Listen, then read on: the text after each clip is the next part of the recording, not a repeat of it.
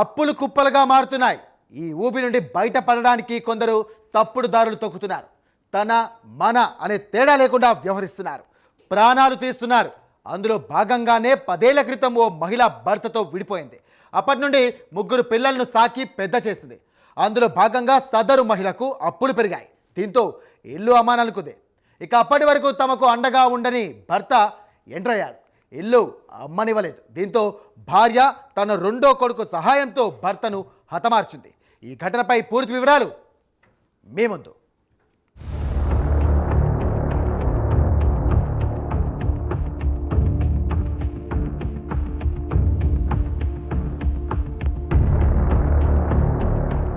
నెల్లూరు జిల్లా కావలి రుద్రకోట గ్రామంలో ఫిబ్రవరి 5వ తేదీన దారుణ హత్య జరిగింది.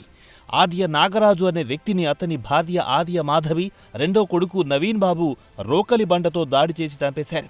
ఈ ఘటన స్థానికంగా తీవ్ర కలకలం రేపింది. కావలి రూరల్ సీఐ రాజేశ్వరరావు ఆధ్వర్యంలో మర్డర్ కేసు నమోదు చేసి దర్యాప్తు చేపట్టారు.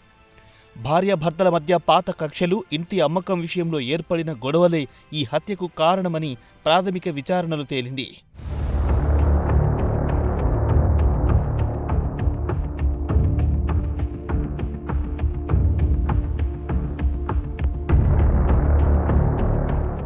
ఆర్య నాగరాజు రైల్వే గేట్ వెనుక ఉన్న పెంకుల ఫ్యాక్టరీలో పనిచేస్తున్నాడు. అతనికి 25 సంవత్సరాల క్రితం మాధవితో వివాహం జరిగింది.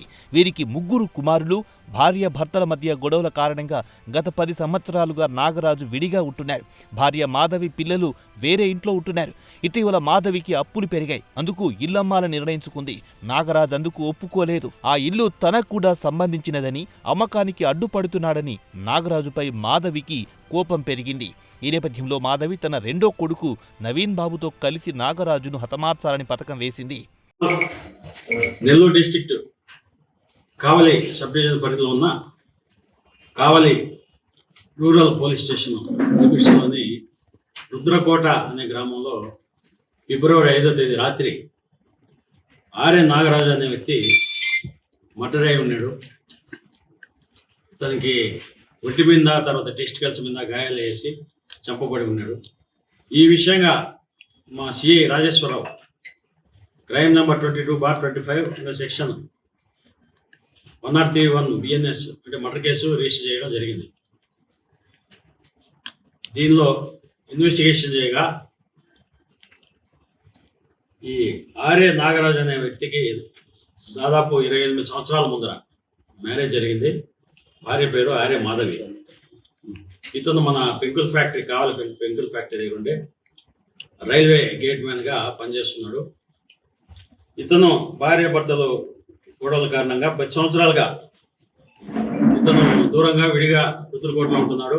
భార్య 10 సంవత్సరాలుగా చిన్నగంజాంలో కాపురం ఉంటుంది. వీళ్ళకి 3 కుమారులు కూడా. ఈ రుద్రకోటలో ఒక ఇల్లు ఉంది, భార్యకి సంబంధించిన ఇల్లు. ఆమె ఈ మధ్య పిల్లల్ని చదివించుకొని అప్పులు అయిపోయి దాన్ని అమ్మాలని చెప్పేసి ట్రై చేస్తుంటే ఇతను అడ్డుపడి అమ్మేదానికి లేదు, నాదే ఇల్లు అని చెప్పేసి అడ్డుపడి వీలైతే దాన్ని రిజిస్టర్ చేసుకోవాలని ట్రై చేస్తున్నారు. దాంతో ఇంట్లో గొడవలు అయినాయి. వాళ్ళకి బాగా కోపం వచ్చింది. ఈ ఆర్య మాధవి ఆమె రెండో కొడుకు నవీన్ బాబుతో కూడా కలిసి అదే రోజు రాత్రి 5/2/23వ తేదీ రాత్రి రోకల బండ తీసుకుని అతన్ని కొట్టి చంపేయడం జరిగింది.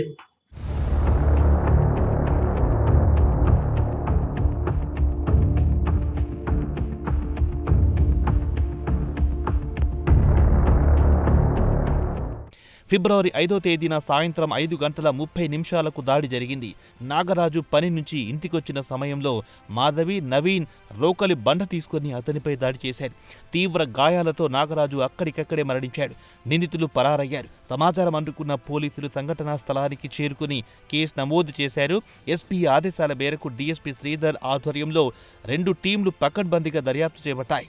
ఎలాగైనా పట్టుబడదామనుకున్న మాధవి, నవీన్లు స్థానికంగా వీఆర్ఓ దగ్గర స్వచ్ఛందంగా లొంగిపోయారు. ఈ ఘటన పాత కక్షలతోనే జరిగిందని నిందితులు చెప్పారు.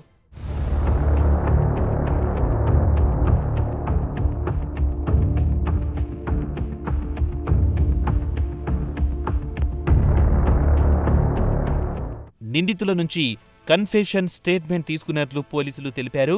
కేసును రీకన్స్ట్రక్షన్ చేసి సాక్ష్యాధారాలు సేకరించామన్నారు పోలీసులు. హత్య తర్వాత మాధవి ఘటనను డైవర్ట్ చేయడానికి ప్రయత్నించిందని పోలీసులు తెలిపారు. నిందితులను కోర్టులో సమర్పించి రిమాండ్కు తరలిస్తామని డీఎస్పీ శ్రీధర్ మీడియాకు వెల్లడించారు. ఐపీసీ సెక్షన్ 302 కింద కేసు నమోదు చేశామన్నారు. గ్రామస్తులు ఈ ఘటనను ఖండిస్తూ నిందితులకు కఠిన శిక్ష విధించాలని డిమాండ్ చేస్తున్నారు. కుటుంబ వివాదాలు ఇటీవల కాలంలో హత్యలకు దారితీయడం కలకలం రేపుతోంది. ముఖ్యంగా ఆస్తి వివాదాలు, అప్పులు వంటి అంశాలు కుటుంబ సభ్యుల మధ్య ప్రాణాలు తీస్తున్నాయని నిపుణులు చెబుతున్నారు. ఈ కేసులో పోలీసులు త్వరితగిన దర్యాప్తు చేయడం వల్ల నిందితులు లొంగిపోయారని తెలుస్తోంది.